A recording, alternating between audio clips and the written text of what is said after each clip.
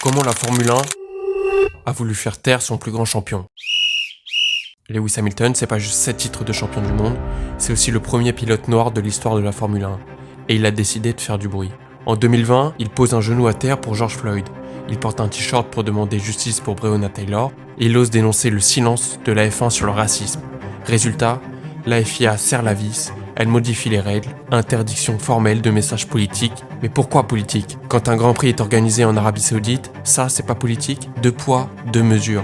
Mais Hamilton ne s'arrête pas là, il critique l'impact écologique du sport qu'il domine, il investit dans les courses 100% électriques et il dit « La Formule 1 doit changer, même si moi, j'en fais partie ». Quand Hamilton porte un casque couleur LGBT au Qatar, la FIA lui demande de rester neutre. Mais courir dans un pays où l'homosexualité est un crime, ça c'est neutre. Bahreïn, Arabie Saoudite, Azerbaïdjan, la F1 encaisse les millions dans des régimes autoritaires pendant que le seul pilote qui parle est mis au pas. Dans une F1 vendue au silence, Lewis dérange parce qu'il ne se contente pas de gagner, il prend position, il parle, et dans le sport moderne, un champion qui parle, ça fait plus peur qu'un champion qui gagne.